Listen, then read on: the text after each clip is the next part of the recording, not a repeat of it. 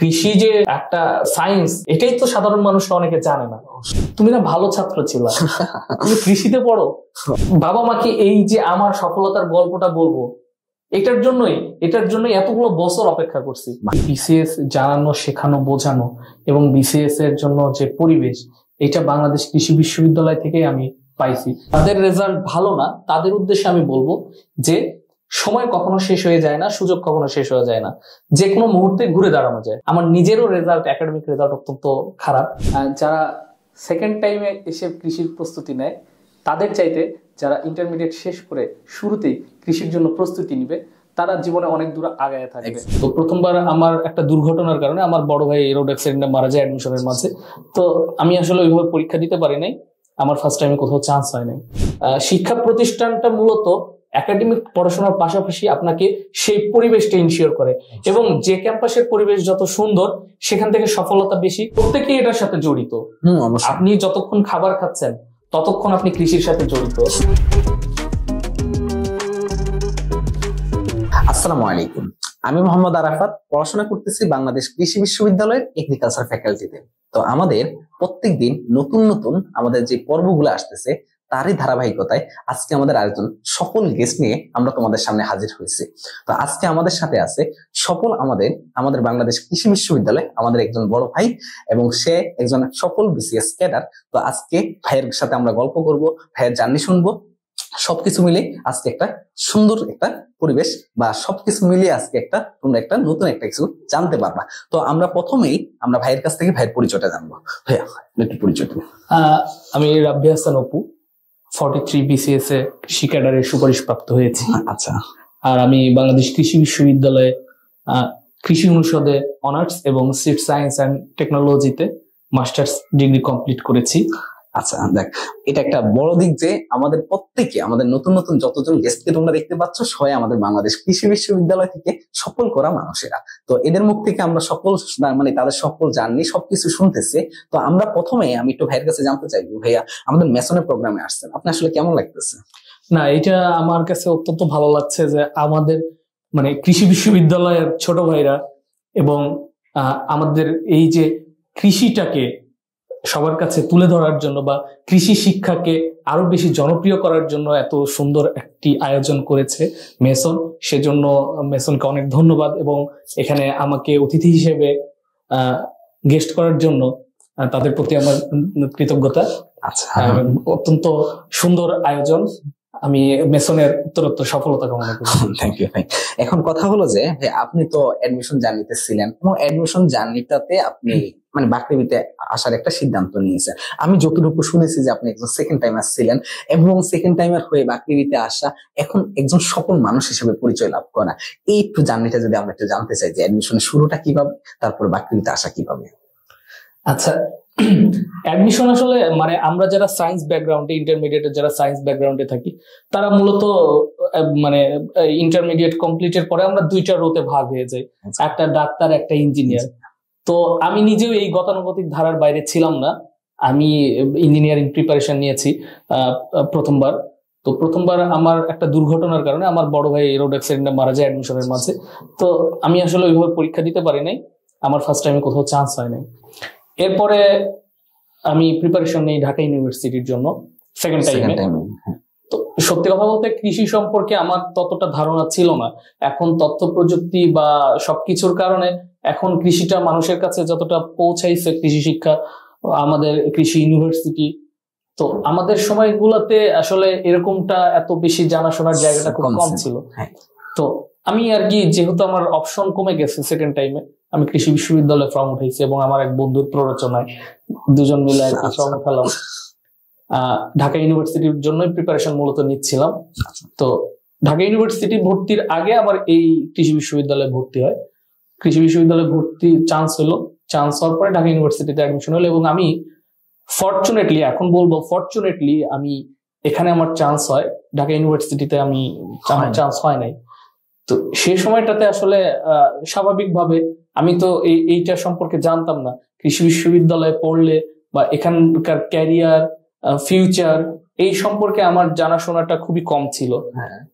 তো আমার যখন ঢাকা ইউনিভার্সিটিতে হইলো না, তখন আমি খুবই আপসেট ছিলাম। আপসেট ছিলাম এরকম যে একটা সময় আমি মানে কান্নাকাটিও করতাম যে আমি আসলে ব্যর্থ মানুষ, অ্যাডমিশনে আমি টোটালি ব্যর্থ। মানে ছোটবেলা থেকে ইন্টারমিডিয়েট পর্যন্ত সবসময় আমার এক্সপেকটেশনের জায়গাতেই আল্লাহর অশেষ রহমতে যাওয়ার সুযোগ হয়েছে, কিন্তু অ্যাডমিশনে আসার পরে আমার কাছে সেই সময় মনে হয়েছে। কিন্তু আজকে দাঁড়িয়ে বলবো যে আমি, আল্লাহ হয়তো চান, আল্লাহ তো উত্তম সিদ্ধান্ত দেন মানুষকে, বা মানে একজনের জন্য যেটা সবচেয়ে মঙ্গলজনক সেখানে নিয়ে যান।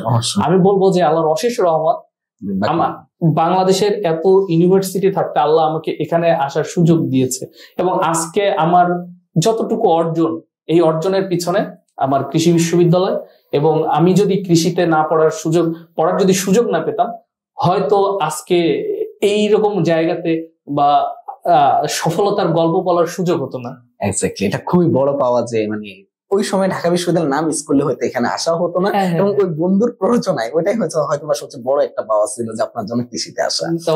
আচ্ছা, তো ভাই এখন তো এই যে কৃষিতে আসা হলো, হয়তো প্রথম দিকে এসে আমি যতটুকু আইডিয়া করি যে কারো হয়তো ধারণা থাকে না যে কৃষিতে আমার এতগুলা সুযোগ রয়েছে, যেমনটা এখন আপনি বিসিএস একদম বলতে গেলে সফল। তো বিসিএস এর আসলে জার্নিটা কোথা থেকে শুরু হয়েছিল, বা প্রথম বছর এসে কি কখনো ভাবা হয়েছিল যে আমি বিসিএস দিব এবং বিসিএস আমি সাকসেস এরকম একটা পাবো, এরকম কখনো চিন্তা হয়েছিল? হ্যাঁ, আমি মোটামুটি আমার ভ্রম ছুটতে মোটামুটি 6 মাসের মতো সময় লাগছে। যে আমার যে ফ্যান্টাসি ছিল যে অন্যখানে পড়ার, অন্য ইউনিভার্সিটিতে, ইঞ্জিনিয়ারিং হলো না, ঢাকা ইউনিভার্সিটিতে হলো না। এরপরে আমি দেখলাম যখন আমার ব্লকের বড় ভাই বিসিএস ক্যাডার হচ্ছে, আমার আশেপাশে সবাই, এবং এত একটা সময় কি দেখা যাচ্ছে যে বিসিএস ক্যাডার এটা তো আসলে অনেক বড় বিষয়, আমরা ছোট ছিলাম অবশ্যই, ঠিক আছে। এবং আমার একজন মামা আর কি, উনি বিসিএস ক্যাডার হয়েছেন, সহকারী পুলিশ সুপার সে সময়। তো বিসিএস নিয়ে আমার একটা ফ্যান্টাসি ছিল, কিন্তু এই যে বিসিএস জার্নিটা কৃষি বিশ্ববিদ্যালয়ে যে আমাকে নতুন ভাবে জানাবে, বা এই যে বিসিএস এর জন্য একটা যে পরিবেশ, মানে আপনি কিন্তু সবসময় আপনার চারপাশের পরিবেশ দ্বারা প্রভাবিত, এবং শিক্ষা প্রতিষ্ঠানটা মূলত একাডেমিক পড়াশোনার পাশাপাশি আপনাকে সেই পরিবেশটা ইনশিওর করে, এবং যে ক্যাম্পাসের পরিবেশ যত সুন্দর সেখান থেকে সফলতা বেশি, আমরা কিন্তু সেটার সম্পর্কে বেশি জানা শোনার সুযোগ হয়। তো আমি এখানে আসার পরে মোটামুটি ফার্স্ট ইয়ারে বুঝতে পারি যে এখানে পড়লে অনেক অবারিত দরজা, সবগুলাই মানে কৃষিতে ডাইভার্সিফিকেশনের এত সুযোগ। এবং আমাদের যখন ক্লাস টিচাররা বলতো, আমি আমার আশেপাশে দেখা শুরু করলাম যে আমার পাশের রুমের ভাইটা বাংলাদেশ ব্যাংকে রেডি হয়েছে, আমার পাশের রুমের ভাইটা বিসিএস অডিট ক্যাডার হচ্ছে, আমার পাশের ব্লকের বড় ভাই এএসপি হচ্ছে। এই যে আমি তখন আমার চিন্তা চেতনাটা পরিবর্তন হলো, আমি মানে কৃষি বিশ্ববিদ্যালয়কে নতুন ভাবে ধারণ করা শুরু করা হয়েছে। তো মূলত তখন থেকে আমার চিন্তা চেতনায় বিসিএসটা আসে যে তাদের মতো হইতে হবে, বড় ভাইদের মতো জায়গায় যাওয়া। হ্যাঁ, এবং আমি বিশ্বাস করি যে এই পরিবেশটা আমার এখানে না আসলে এই উপলব্ধিটা আমার কখনোই হতো না। আচ্ছা, এই যে মানে উপরে ব্লক, তারপর আশেপাশে সবাই শুধু বিসিএস এ সফল হচ্ছে, আর অন্যান্য অনেক জার্নিতে যাচ্ছিল, তো এই যে বিসিএস কৃষি বিশ্ববিদ্যালয়ের সাথে, বিশেষ করে বাংলাদেশ কৃষি বিশ্ববিদ্যালয়ের সাথে বিসিএস এত কেন অতপ্রতভাবে জড়িত, একটু যদি বলতেন আমাদেরকে। আচ্ছা, এটা তো স্বাভাবিকভাবে যে আমাদের এটা বিশেষায়িত বিশ্ববিদ্যালয়, তো আমাদের বাংলাদেশে একটা নীরব বিপ্লব চলছে এটা স্বাধীনতার পর থেকে, সেটা হচ্ছে খাদ্যে স্বয়ংসম্পূর্ণতা অর্জনের যে বিপ্লব। এই বিপ্লবে খুব নীরবে কাজ করে যাচ্ছে আমাদের এই কৃষির গ্র্যাজুয়েটরা। সরকারের যে একটা বড় মন্ত্রণালয় এবং বড় অধিদপ্তর, কৃষি সম্প্রসারণ অধিদপ্তর এবং কৃষি মন্ত্রণালয়, এর অধীনে বিভিন্ন রিসার্চ প্রতিষ্ঠান এবং বিসিএস যে কৃষি খামার বাড়িতে আর কি যাদের সুযোগ হয়, তো এই যে এই সেক্টরটা বাংলাদেশে একটা বিপ্লব হয়ে যাচ্ছে। এবং আপনি শুনলে অবাক হবেন, আমাদের একটা সময় দেশে জনসংখ্যা ছিল 7 কোটি, কিন্তু সে সময় কিন্তু খাদ্য সংকট ছিল স্বাধীনতার পরে। আজকে আমাদের জনসংখ্যা প্রায় 17 কোটি, মতান্তরে 18-19 কোটি, কিন্তু বাংলাদেশ খাদ্য উদ্বৃত্ত। আজকে আমরা হরেক রকম চাল পাচ্ছি, হরেক রকম সবজি। আমাদের দেখেন বাজারে গেলে কত রকম সবজি, নতুন নতুন সবজি আসতেছে, এবং 12 মাসি এই যে টমেটো, বিভিন্ন আগে যেগুলো শীতকালীন ফসল ছিল সেগুলো কিন্তু আমরা সারা বছর পাচ্ছি। এবং এইটার কারণে দেশের যে মানুষের যে পুষ্টি নিশ্চয়তা, পুষ্টি নিরাপত্তা এবং খাদ্য নিরাপত্তা, এই কাজটা নিরলসভাবে নিবৃত করে যাচ্ছে আমাদের কৃষির গ্রাজুয়েটরা। এর বড় অংশ হচ্ছে যারা কৃষিতে বিসিএস হয় বা আরো যেগুলো রিসার্চ প্রতিষ্ঠান আছে তারা। তো এই কারণে এই যে সাধারণ মানুষের সবচাইতে বড় মৌলিক চাহিদার জায়গা খাদ্য, এই খাদ্য সংকট বা এই খাদ্য নিরাপত্তার জায়গাতে আমাদের কৃষির গ্রাজুয়েট এবং আমাদের যারা বিসিএস কৃষি আছে তারা কৃষকদের সাথে থেকে কাজ করছে, যে কারণে সাধারণ মানুষের কাছে গ্রহণযোগ্যতার জায়গা বা সাধারণ মানুষের কাছে আমাদের দেশের যারা কৃষক শ্রেণী আছে এবং বেশিরভাগই আর কি শ্রমজীবী মানুষের কাছে পৌঁছানোর সুযোগ হয়েছে আমাদের এই কৃষি বিসিএস যারা অফিসার আছে তাদের। সেই জায়গা থেকেই হয়তো আমাদের এই বিসিএস এবং কৃষি সেটার সাথে একটা ওতপ্রোত সম্পর্ক তৈরি হয়েছে। আচ্ছা, তো এখন আমরা তো মোটামুটি যারা নতুন স্টুডেন্ট আসতে চাই এরা ভাবে যে মেডিকেল বুয়েট মিস করা মানে সবকিছু শেষ, যেটা হয়তো বা আমরা একটা টাইমে ভেবে আসতাম। কিন্তু সময় বদলাচ্ছে, অনেক শিক্ষার্থীকে দেখা যায় যারা বুয়েটে, তারপর ঢাকা ইউনিভার্সিটি, মেডিকেল এগুলো রেখে বাকৃবিতে আসতেছে। এইটাকে আপনি কোন চোখে দেখতেছেন একজন বাংলাদেশ কৃষি বিশ্ববিদ্যালয়ের স্টুডেন্ট হিসাবে? আমি বলবো যে এখন যে ছাত্রটা সরাসরি সিদ্ধান্ত নিচ্ছে যে আমার কৃষিতে পড়া উচিত, মানে ইন্টারমিডিয়েট শেষ করে যার ফার্স্ট অ্যাম্বিশন থাকবে, আমার মনে হয় যে সে অনেক বেশি স্মার্ট, অন্যদের চাইতে অনেক বেশি স্মার্ট চিন্তা করে। আচ্ছা, কারণ হচ্ছে আপনি যতদিন মানব সভ্যতা আছে, নর্মালি আমাদের যে আমরা কোথায় পড়বো এটা চিন্তা করি যে আমাদের প্রফেশনটাকে চিন্তা করে বিবেচনায় নিয়ে। অবশ্যই প্রত্যেকটা সাবজেক্ট, প্রত্যেকটা ইউনিভার্সিটির প্রয়োজনীয়তা আছে, সমাজের সব ক্ষেত্রে তাদের অবদান রাখার সুযোগ আছে। কিন্তু যদি আপনি ক্যারিয়ার চিন্তা করেন তাহলে কৃষি এমন একটা ক্যারিয়ার আপনাকে দিবে, যতদিন মানব সভ্যতা আছে ততদিন কৃষির প্রয়োজনীয়তা আছে এবং কৃষকের প্রয়োজনীয়তা আছে, কৃষি গ্রাজুয়েটদের প্রয়োজনীয়তা আছে। কারণ কৃষি যে ডে বাই ডে আপগ্রেড হচ্ছে, সময়ের সাথে আপগ্রেড হচ্ছে এই কৃষি গ্রাজুয়েটদের হাত ধরে। ঠিক আছে, এবং বাংলাদেশ একটা কৃষি নির্ভর দেশ, এটা হলো আরেকটা বড়। হ্যাঁ, কৃষি নির্ভর দেশ। এবং বাংলাদেশ আজকের যে অর্থনৈতিক অগ্রগতি যেটা সারা বিশ্ব অ্যাপ্রিসিয়েট করে, এই যে অর্থনৈতিক অগ্রগতির পিছনের চালিকা শক্তি হচ্ছে কৃষি।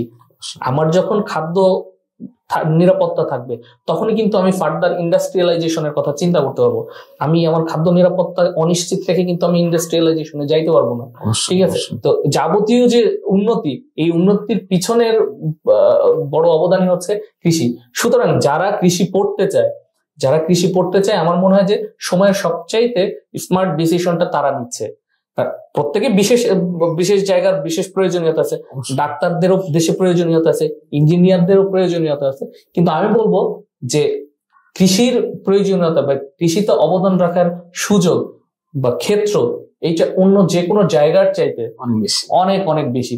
আপনি যদি সঠিক খাবার খান, আপনার স্বাস্থ্য, আপনি যদি খাদ্য নিরাপত্তা বা আপনার যদি অপুষ্টি না হয়, আপনি স্বাভাবিকভাবে অসুস্থ কম হবেন। অবশ্যই স্বাভাবিক। তো আমরা যেটা কাজ করি, কৃষি গ্রাজুয়েটরা যারা যেটা নিয়ে কাজ করে, ঠিক আছে, সাধারণ মানুষদের বা এই যে মানব সভ্যতা যে খাদ্য নিশ্চয়তার জায়গা, সেটাকে আমরা নিশ্চিত করার চেষ্টা করি। সুতরাং আমি বলবো যে যারা কৃষি পড়তে চায়, শুধু বিসিএস না, কৃষিতে পড়লে অনেক রিসার্চ ইনস্টিটিউট আছে, আমি এটাতে আসতে যাচ্ছি না, সেখানে দেখা যায় যে রিসার্চার হিসেবে কাজ করার সুযোগ আছে এবং এটা একটা প্যাশনের জায়গা, প্যাশনের জায়গা। তারপরে আপনি আমাদের বাংলাদেশের একটা বড় অংশ, ছাত্রদের একটা বড় অংশ যারা বিদেশে উচ্চশিক্ষার জন্য আগ্রহী। তো এই যে লাইফ সায়েন্সে পোস্ট গ্রাজুয়েশন এবং পিএইচডি করার যে সুযোগ সারা বিশ্ব, দেখেন আপনি পৃথিবীর সব বড় বড় ইউনিভার্সিটিতে দেখবেন যে আপনার কৃষি বিষয়ে পড়ানো হয়। অবশ্যই, প্রত্যেকটা বিষয়ে, ঠিক আছে। এবং সেইগুলোতে আমাদের দেশে তো এখনো ওইভাবে তৈরি হয়নি, আমরা মানসিকভাবে প্রস্তুত হইনি। মানে কৃষি যে একটা সায়েন্স, এটাই তো সাধারণ মানুষরা অনেকে জানে না, ঠিক আছে। কিন্তু এটা তো আদি সায়েন্স, সবচেয়ে ওল্ডেস্ট টেকনোলজি হচ্ছে কৃষি। ঠিক আছে, মানে মানব সভ্যতা শুরু থেকে মানুষ যে বিজ্ঞানের চর্চাটা করে আসছে সেটা হচ্ছে কৃষিতে। আপনি এই যে কৃষিতে যদি রিসার্চ করতে চান, বাইরে যেতে চান, দেশের বাইরে, সেখানেও কৃষি গ্রাজুয়েটদের অবারিত সুযোগ আছে। শুধু তাই না, আপনি যদি কেউ প্রাইভেট জব করতে চায় প্রাইভেট সেক্টরে, সেটার জন্য কৃষির চাইতে আর বেটার কোনো অপশন নেই বাংলাদেশে। এবং আমাদের কৃষি গ্রাজুয়েটরা যে পড়াশোনা বা যে পরিবেশের মধ্যে দিয়ে তৈরি হয়, তারা প্রাইভেট সেক্টরে গিয়েও অনেক ভালো করে। আচ্ছা, এখন আমার একটা কথা আছে যে সেটা হলো যে বাংলাদেশের মানুষের একটা ভ্রান্ত ধারণা থাকে যে কৃষিতে পড়লে মানে ভালো কিছু করা যায় না, কৃষক হওয়া মানে একটা অন্যরকম একটা ভ্রান্ত ধারণা বা মানুষের একটা মনের মধ্যে এই জিনিসগুলো থেকে আসতেছে। তো এটা নিয়ে আসলে এখন বর্তমান সময়টা প্রেক্ষাপট পাল্টাচ্ছে, মানুষ জানতেছে এবং নতুন নতুন স্টুডেন্টরা সবকিছু ছেড়ে বাকৃবিতে আসতেছে। তো এটার পিছনে আসলে বাকৃবির কোন কোন মানে শিক্ষা বা আপনার কাছে মনে হচ্ছে যে না বাকৃবিতে এইসব কারণে মানে বাকৃবিতে একটু আস্তে আস্তে উপরে উঠতেছে, এই কয়েকটা জিনিস একটু যদি বলতেন বা মানুষের ধারণাটা বদলাচ্ছে? আচ্ছা, মানুষ আসলে কি তথ্যের, আমরা বললাম না যে আমরা নীরব বিপ্লব করছি, বেশিরভাগ ক্ষেত্রে আমাদের ফোকাস করা হয়নি এতদিন। আমাদের এই যে আমাদের কাজের পরিধি বা এই যে কৃষি বিশ্ববিদ্যালয়ে আমাদের পড়াশোনা কৃষিতে শুধু পড়াশোনা, একাডেমিক পড়াশোনা না, একাডেমিক সাইড পাশাপাশি রিসার্চ। আমার মনে হয় যে অন্য যে কোনো প্রতিষ্ঠানে চাইতে কৃষিতে এইটা বেশি হয়, যে একাডেমিক পড়াশোনার পাশাপাশি আপনাকে শুরু থেকেই রিসার্চের মধ্য দিয়ে আপনাকে আগাইতে হবে আমাদের গ্রাজুয়েটদের। তো আমাদের যেটা এখন গ্যাপ ছিল এতদিন, সেটা ধীরে ধীরে মানুষের ধারণা পরিবর্তন হচ্ছে। কৃষি গ্রাজুয়েটরা মানে এই যে গ্রামে মূলত বিশেষ করে, ঠিক আছে, যারা জানে না, তারা এই যে আমরা এসএসসি ইন্টারমিডিয়েটে যে কৃষি শিক্ষা পড়ে আসছি, মূলত ওইটারই মনে হয় যে ওইটারই হচ্ছে আপডেটেড ভার্সন। কিন্তু কৃষি যে একটা সায়েন্স, আমি তো বললাম যে এটা শুধু সায়েন্স না, এটা হচ্ছে আদি সায়েন্স, ঠিক আছে, মানব সভ্যতার শুরু থেকে। এবং কৃষকরা দেখেন, কৃষকরা এই সায়েন্সের অ্যাপ্লিকেশন করতেছে। তারা ক্রপ ফিজিওলজি জানে না, কিন্তু কখন সেচ দিতে হবে, কখন কোন ফার্টিলাইজার দিতে হবে, তারা দেখে বলে দিচ্ছে, তারা সেই অনুযায়ী অ্যাপ্লাই করতেছে।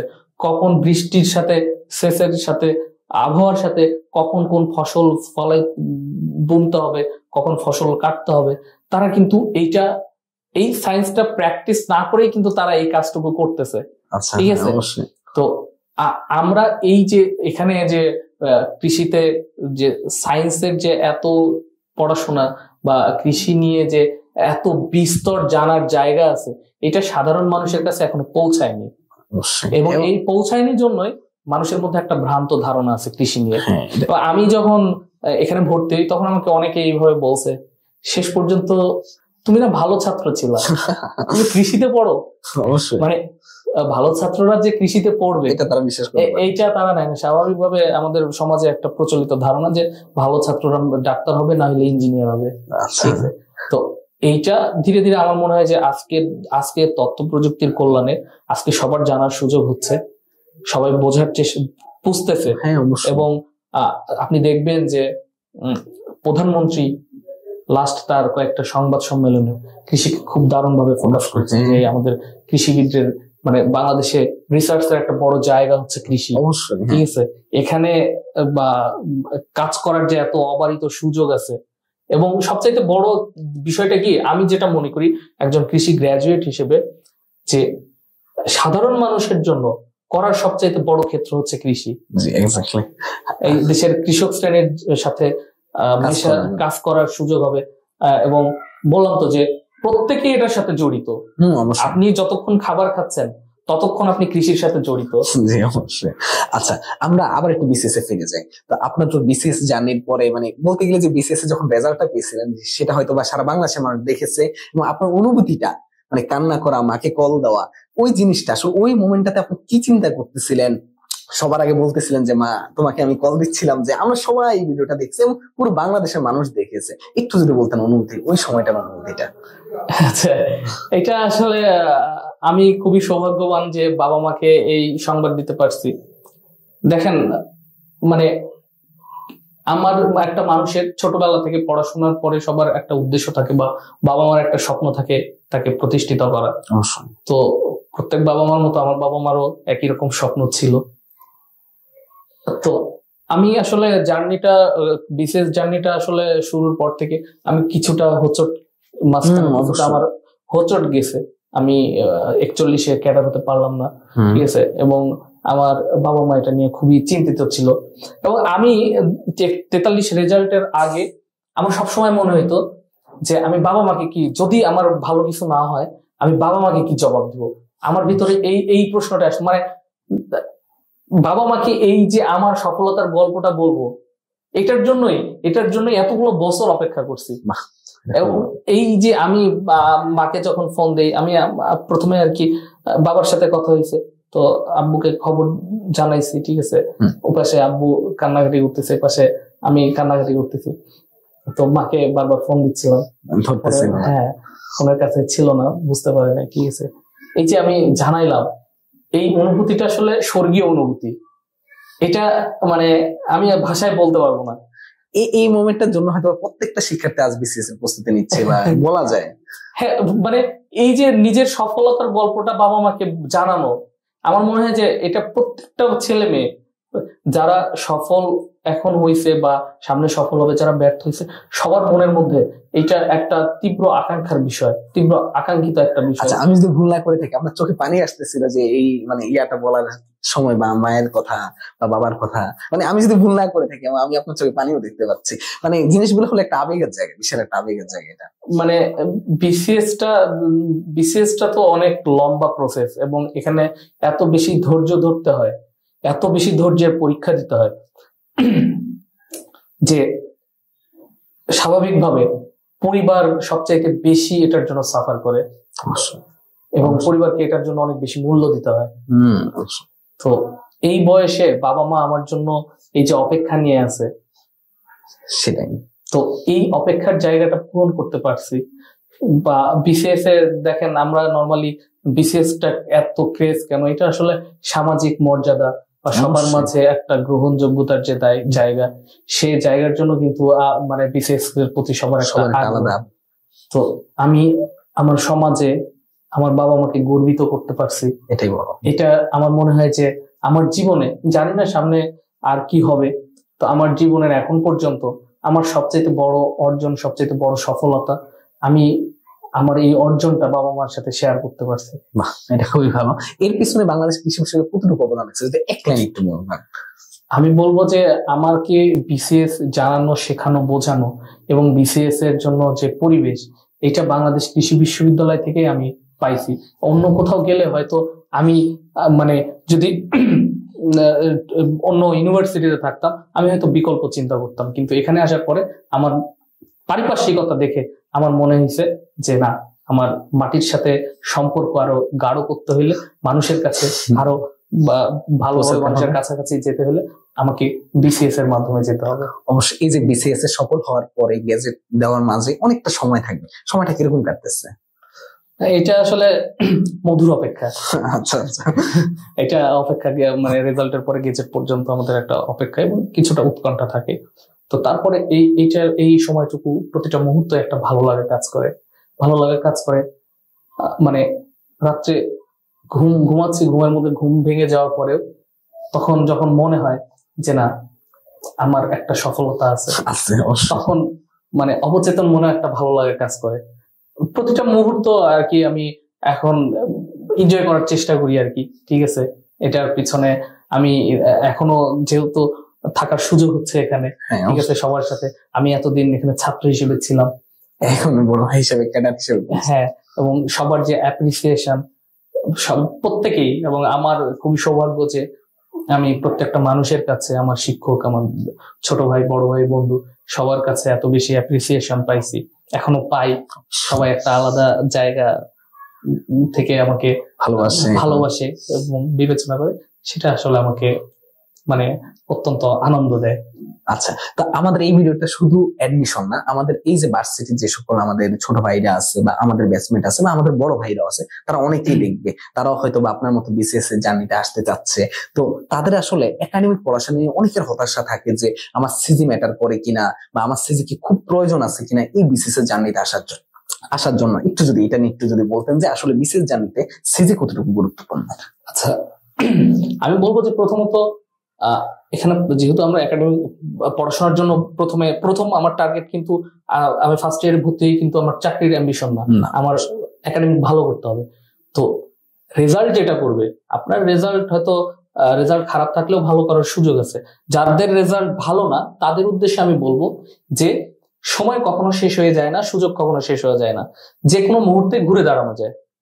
শুধু রেজাল্ট না থাকলেও ঘুরে দাঁড়ানো যায়, এর অসংখ্য প্রমাণ হয়তো আমার আশেপাশে আছে। আমার নিজেরও রেজাল্ট, একাডেমিক রেজাল্ট অত্যন্ত খারাপ, ঠিক আছে, কিন্তু রেজাল্ট ভালো থাকার একটা সুবিধা আছে অনেক সময়, সেটা হচ্ছে আপনার যখন ভালো সিজি থাকবে তখন আপনার আলাদা কনফিডেন্স থাকবে। আপনার ভাইবা বোর্ডে যখন আপনার রেজাল্ট শিটটা দেখবে, আপনার সার্টিফিকেট দেখবে, সেখানে যখন ভালো সিজি লেখা থাকবে, ঠিক আছে, সেটা অবশ্যই আমার মনে হয় আপনাকে ভালো প্রিফার দিবে। আমাকে ওখানে মূলত কি ভাইবা বোর্ড আপনার যোগ্য বিবেচনা করার চেষ্টা করবে। তো আপনার যখন সিজি হাই থাকবে, আপনি এক ধাপ আগায় থাকলেন, আপনি যে কোয়ালিফাইড, আপনি পরিশ্রমী ছাত্র, সেটা আপনি ওখানে প্রমাণ হচ্ছে। আমাকে কিন্তু প্রিলি, লিখিত এবং ভাইভাতেও আমাকে আরো বেশি কি এফোর্ট দিতে হচ্ছে, আমাকে যোগ্যতা আমাকে প্রমাণ করতে হচ্ছে। কিন্তু একটা পেপারস ওখানে আপনাকে বলছে যে আপনি কৃষিতে যোগ্য, আপনার রেজাল্ট ভালো। তো সিজিটা অবশ্যই আমি বলবো যারা অনার্সে আছে তাদের সিজির দিকে, সবাই শিক্ষক হবে না, মানে আমাদের যেটা একটা ধারণা যে শিক্ষক না হলে সিজির দরকার নেই, আপনার ভালো সিজি আপনাকে ভালো কনফিডেন্স দেবে। আচ্ছা, আমি দুইটা কোশ্চেন একসাথে করব। মানে ক্যাডার, অনেক শিক্ষার্থীরা মানে যারা বিসিএস এর প্রস্তুতি নিচ্ছে তারা এই জিনিসগুলো নিয়ে একটু জানতে চায় যে ক্যাডার এবং নন ক্যাডারের মধ্যে পার্থক্যটা কোথায়, আর হলো যে সবার পছন্দের তালিকায় কেন প্রশাসন ক্যাডার উপরে থাকে। আচ্ছা, প্রথমে বলি যে ক্যাডার আর নন ক্যাডার। তো ক্যাডার পোস্টে আসলে মূলত শুধু প্রথম শ্রেণীতে বা নবম গ্রেডে আর কি নিয়োগ হয়, আর নন ক্যাডারে নবম এবং দশম, কখনো কখনো 12 গ্রেডেও আর কি 11-12 গ্রেডেও নিয়োগ হয়। আর হচ্ছে ক্যাডারের তুলনামূলক সামাজিক মর্যাদাটা ক্যাডারের বেশি আমাদের সোসাইটিতে। আর ক্যাডারের প্রমোশনটা মূলত যে জায়গায় আসলে আমাদের বৈষম্যটা তৈরি হয় সেটা হচ্ছে ক্যাডারের হচ্ছে প্রমোশনটা স্মুথ, আর নন ক্যাডার প্রমোশনটা স্মুথ না, ক্ষেত্র বিশেষে এটা ব্লক পোস্ট হয়। সেক্ষেত্রে নন ক্যাডারে খুব বেশি দূর যাওয়া যায়। স্বাভাবিকভাবে যে ক্যাডার প্রফেশনে মানে মিনিমাম 3rd গ্রেড পর্যন্ত যাওয়া যায়, কিন্তু দেখা যায় অনেক সময় নন ক্যাডারে হয়তো সর্বোচ্চ 6 গ্রেডের উপরে যাওয়া যাচ্ছে না। আচ্ছা, মানে ব্লক পোস্ট বেশি থাকে আর কি, সে কারণে আর কি ক্যাডার নন ক্যাডার একটা বৈষম্য। প্রশাসন ক্যাডার হচ্ছে আসলে প্রত্যেকেরই কাজের আলাদা আলাদা জায়গা আছে, আলাদা আলাদা ধরন আছে। তো আমাদের এখানে আমাদের দেশে স্বাভাবিকভাবে প্রশাসন ক্যাডারটা সবচেয়ে বেশি হচ্ছে, মানে প্রশাসন ক্যাডারের প্রতি সবার বেশি আগ্রহের জায়গা তৈরি হয়েছে হচ্ছে সামাজিক মর্যাদা প্রশাসন ক্যাডারের তুলনামূলক বেশি। এবং এখানে কাজের ডাইভার্সিফিকেশন, আপনি দেখবেন যে প্রত্যেকটা সেক্টরে প্রশাসন ক্যাডারের লোকরা কাজ করে, অফিসাররা আছে দেশের প্রত্যেকটা সেক্টরে। এবং এখানে প্রশাসন ক্যাডারে গেলে আপনার পলিসি মেকিং এ আপনি যাবেন, আপনি দেশের যে কোনো পলিসিতে আপনি কন্ট্রিবিউট করার সুযোগ পাবেন। আপনি কৃষিতে, চিকিৎসায়, যে কোনো জায়গাতে, যে কোনো দেশের যে কোনো ক্ষেত্রে আপনি এই যে কাজের ডাইভার্সিফিকেশন এবং সামাজিক মর্যাদার জায়গা থেকে স্বাভাবিকভাবে সবাই চিন্তা করে প্রশাসন ক্যাডারে যাওয়ার। আচ্ছা, আমরা একেবারে শেষ পর্যায়ে চলে আসছি, তো আমি খুবই দ্রুত কিছু কোশ্চেন রাখবো। সেটা হলো যে এই যে ভার্সিটি লাইফ, কয়েকদিন আগে স্টুডেন্ট থাকা হয়েছে, এখন বড় ভাই হিসেবে ক্যাডার, কিন্তু কোন জিনিসকে মিস করা হয় ভার্সিটি লাইফ, এই যে ছেড়ে চলে যাওয়া, বা মানে কোন জিনিসটাকে মিস করা হচ্ছে যে ভার্সিটি লাইফে যদি আমি থাকতাম তাহলে এই জিনিসটা আর বেশি উপলব্ধি করতে পারতাম। হ্যাঁ, আমার মানে আমার একাডেমিকটা আমার খারাপ ছিল, ঠিক আছে। আমি যদি এখন মিস করি যে আমি যদি আবার সুযোগ হইতো তাহলে আমি হয়তো একাডেমিকটা ভালো ঠিক আছে।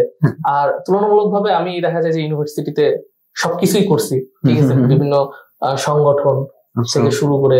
আমি প্রচন্ড আড্ডাবাজ মানুষ, আমার বিশ্ববিদ্যালয়ে বেশিরভাগ সময় কাটছে চায়ের দোকানে, ঠিক আছে। তো বিশ্ববিদ্যালয়ে আসলে আমি ছেড়ে চলে যাচ্ছি, আমি অনেক কিছু মিস করবো, পুরো বিশ্ববিদ্যালয় লাইফটা মিস করবো, ঠিক আছে। আর বিশ্ববিদ্যালয়ে মানে আমার যদি আবার পুনরায় কোনো সুযোগ থাকতো, ঠিক আছে, আমি নিজেকে আরো গুছাই নিতাম, আরো ভালো কিছু, নিজেকে আরো সুন্দরভাবে প্রস্তুত করার চেষ্টা করতাম। আচ্ছা, আমরা একেবারে শেষ পর্যায়ে আমরা যারা বিসিএস এ আসতে চাচ্ছে নতুন, তাদের উদ্দেশ্যে একটা লাইনে একটু তাদেরকে উপদেশ দেওয়া, একটা লাইনে। আর হলো যে যারা অ্যাডমিশন ক্যান্ডিডেট আছে তাদের উদ্দেশ্যে একটা লাইনে, জাস্ট দুইটা লাইনে আমাদের যদি। আচ্ছা, যারা বিসিএস এখন প্রস্তুতি নিতে চাচ্ছেন, আপনারা যারা অনার্সে আছেন, আমি বলবো যে বিসিএস অনেক লম্বা জার্নি, এটার জন্য একটা বড় মানসিক প্রস্তুতির বিষয় থাকে। আপনারা নিজেকে সমৃদ্ধ করেন, নিজেকে প্রস্তুত করেন। হয়তো বিসিএস এর যে পড়াশোনাটা সেটা আপনি 6 মাস 1 বছর পরে কাভার দিতে পারবেন, কিন্তু নিজের যে বেসিক, নিজের যে সৃজনশীলতার জায়গা, সেটা আপনি 1-2 বছরে তৈরি করতে পারবেন না। সে কারণে যারা আন্ডার গ্রেডে আছেন, যাদের উদ্দেশ্য বিসিএস, আমি বলবো যে নিজেকে তৈরি করেন। তথ্য প্রযুক্তি এই যুগে আপনি সবসময় আপডেট থাকার চেষ্টা করবেন। ভালো ভালো মুভি দেখেন, প্রতিদিন পত্রিকা পড়েন, ভালো উপন্যাস পড়েন, চিন্তা করা শিখেন, বিভিন্ন সৃজনশীল কাজের মধ্যে নিজের ভিতরে লিডারশিপ তৈরি করেন। আমার মনে হয় এইটা আপনাকে আগায় রাখবে, যেটা আপনি শুধু ওই বইয়ের পড়ার মধ্যে পাবেন না। এবং ভালো কিছু করতে গেলে আপনাকে অবশ্যই এই গুণগুলা অবশ্যই প্রয়োজন আছে, দরকার আছে। আর যারা যারা অ্যাডমিশন দিচ্ছে এখন, আমি বলবো যে এটা আপনি যদি স্মার্ট হন, আপনি যদি সাহসী হন, আপনার মানে সবচাইতে বেটার চুজ হচ্ছে কৃষিতে। কারণ এখানে আসার পরে আপনি বুঝতে পারবেন যে আপনার কতগুলো সুযোগ আছে, যেটা অন্য প্রফেশনে তুলনামূলক এই সুযোগগুলো কম। আচ্ছা ভাই, আপনি নিজে একজন সেকেন্ড টাইমার ছিলেন, এবং আমাদের অনেক শিক্ষার্থীরা থাকে সেকেন্ড টাইমার হিসাবে, এবং যারা ফার্স্ট টাইমার আছে তারা মেডিকেল মিস করা বা বুয়েট মিস করার পর অনেক বেশি হতাশার মধ্যে দিয়ে কাটতেছে। তো তাদের উদ্দেশ্যে যদি আপনি কিছু বলতেন। আচ্ছা, আমার মনে হয় যে যারা সেকেন্ড টাইমে এসে কৃষির প্রস্তুতি নেয়, তাদের চাইতে যারা ইন্টারমিডিয়েট শেষ করে শুরুতেই কৃষির জন্য প্রস্তুতি নিবে, তারা জীবনে অনেক দূর আগায় থাকবে। এবং কৃষিতে যে সুযোগ, ক্যারিয়ারের যে সুযোগ আছে, বিসিএস, রিসার্চ, দেশের বাইরে উচ্চশিক্ষা, প্রাইভেট, এই সুযোগগুলা একই সাথে এতগুলো সুযোগ অন্য কোনো প্রফেশন বা অন্য কোনো ক্যারিয়ারে আমার জানা মতে বাংলাদেশে নেই। তো হয়তো না জানার কারণে অনেকে কৃষিটা প্রথম বিবেচনায় রাখে না। আমি বলবো যে এখন যারা এই যুগের যাদের অনেক জানার সুযোগ হয়েছে তথ্য প্রযুক্তির কল্যাণে, আমি বলবো যে আপনাদের প্রথম থেকেই কৃষিতে ডাক্তার, ইঞ্জিনিয়ার যে বিশেষায়িত পড়াশোনা, সেটার মতোই কৃষি বিবেচনায় রাখতে পারেন।